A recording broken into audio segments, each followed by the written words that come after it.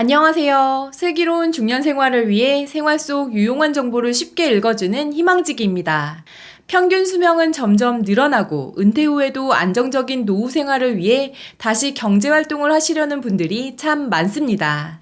특히 여성분들의 경우에는 재취업을 하려고 해도 일자리에 제한이 많은데요. 오늘은 50대 이상 중년 여성분들이 취업을 위해 따면 좋은 자격증을 소개해드리고 정부 지원을 받아 자격증을 취득할 수 있는 방법까지 알려드리겠습니다. 시청하시면서 좋아요만 한번 꾹 눌러주세요. 구독, 좋아요, 알림 설정 콕콕. 100세 시대를 살고 있는 요즘 50대 이후 중장년층 분들이 재취업을 하거나 창업을 하실 때 실제 도움이 되는 자격증 4가지를 알아보겠습니다. 첫 번째, 요양보호사 자격증입니다. 혹시 병원 동행 매니저라고 들어보셨나요? 저희 영상에서도 소개해드린 적이 있는데요. 혼자 병원에 가기 힘든 환자분을 픽업해 병원 내 검사실 및 진료실 동행, 수납, 처방약 수령, 그리고 귀가까지 전 과정을 보호자처럼 동행하는 일을 하는 직업입니다. 시급은 10,000원에서부터 많을 경우 20,000원까지 된다고 하는데요. 하루 2명 이상의 환자를 동행하시고 진료 시간이 긴 투석 환자를 담당하는 등의 근무 시간이 늘어나면 추가 수당이 붙어 월 최대 240만원까지 받을 수 있다고 합니다. 요양보호사 이야기를 하다가 병원 동행 매니저 얘기가 왜 나오지? 하실 텐데요. 요양보호사 자격증이 있으시면 이 병원 동행 매니저로도 일하실 수 있습니다. 앞으로 노인 인구가 급격하게 증가하고 혼자 사시는 어르신들이 늘어나면 병원 동행 매니저의 수요가 분명히 늘어날 것이라고 보이는데요. 요양보호사보다 비교적 업무 강도가 수월하다는 것도 장점으로 여겨지고 있습니다. 그럼 요양보호사 자격증에 대해서 좀 더 알아보겠습니다. 요양보호사 자격증은 고령이나 노인성 질환을 가지신 분들을 케어하기 위한 자격증인데요. 요양보호사를 양성하는 교육기관에서 소정의 교육과정을 이수하고 필기시험과 실기시험에서 각각 만점의 60% 이상을 획득하면 합격하실 수 있습니다. 노인 관련 요양시설이나 요양병원 등이 많아짐에 따라 요양보호사의 수요 또한 늘어날 것이라고 생각되는데요. 무엇보다 요양보호사 자격증이 인기가 있는 이유는 가족 중 아픈 사람이 있을 때 요양보호사 자격증이 있는 가족이 직접 돌보면 나라로부터 요양급여를 받을 수 있기 때문입니다. 두 번째, 한식조리 기능사 자격증입니다. 한식조리 기능사 자격증은 매년 50대 이상 여성분들이 가장 많이 취득하시는 국가자격증 중 하나인데요. 요리가 익숙하고 경험이 많은 우리 주부님들에게 더욱 유리한 자격증이라고 볼 수 있습니다. 한식조리 기능사 자격증은 취득하신 뒤 음식점, 요양원, 병원, 회사 등의 급식소에서 조리사로 근무가 가능하고요. 음식점 등 개인 창업도 가능합니다. 급여는 파트타임이냐 상근직이냐에 따라 다르지만 실제 채용정보 사이트에서 찾아본 월급은 200만 원이 좀 넘습니다.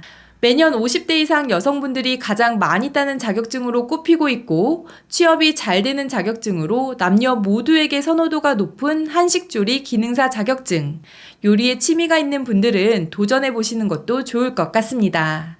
한식조리 기능사 시험은 산업인력공단에서 시행하는 시험으로 필기와 실기로 구성되어 있고 나이, 경력, 학력 등 응시 제한이 없기 때문에 누구나 응시하실 수 있습니다.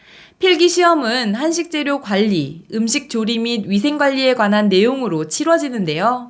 60분 동안 60문항을 풀고 100점 만점에 60점 이상이면 합격입니다. 실기시험은 정해진 메뉴 2가지 음식을 70분간 만드는 것으로 100점 만점에 60점 이상이면 합격입니다.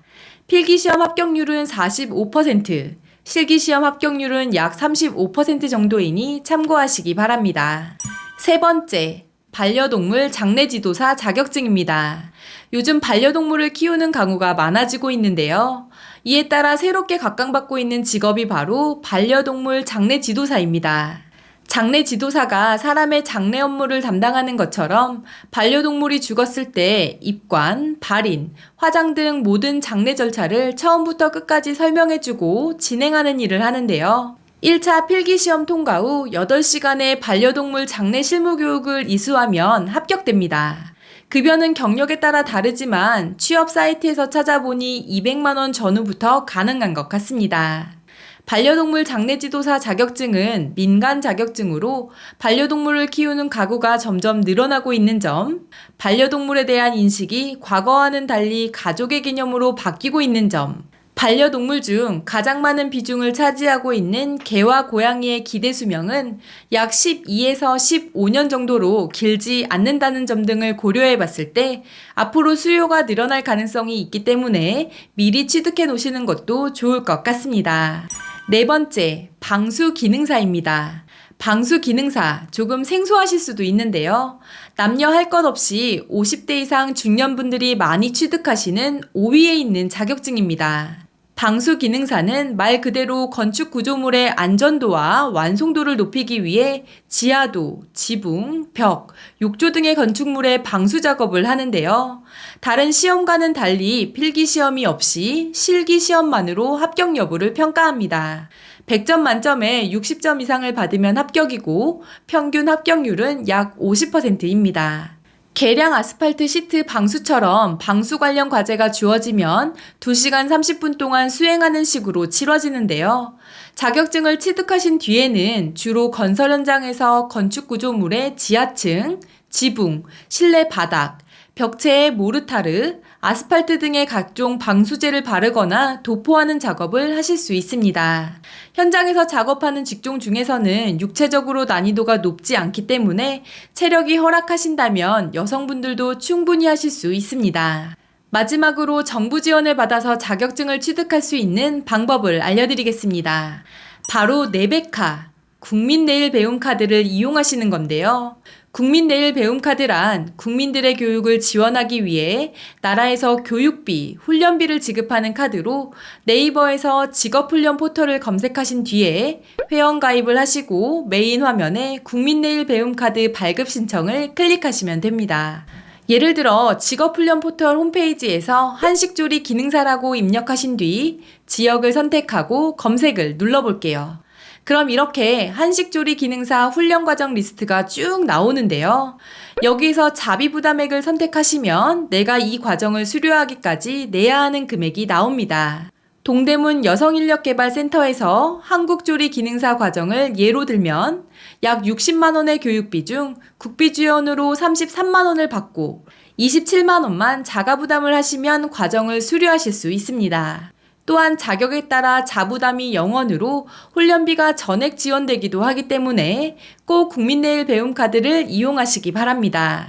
오늘 알려드린 자격증 중 민간 자격증인 반려동물 장례지도사를 제외하고 나머지는 국민내일 배움카드로 교육을 받으실 수 있는데요. 국비 지원이 되기 때문에 본인 부담금만 부담하시면 저렴하게 교육받고 자격증을 취득하실 수 있으니 자격증 취득하실 분들은 꼭 활용해 보시기 바랍니다. 이번 영상은 여기까지고요. 오늘 하루도 희망찬 하루 되시길 기원하며 영상 마무리하도록 하겠습니다. 오늘 영상이 조금이라도 도움이 되셨다면 구독, 좋아요, 알림 설정 눌러주세요. 감사합니다.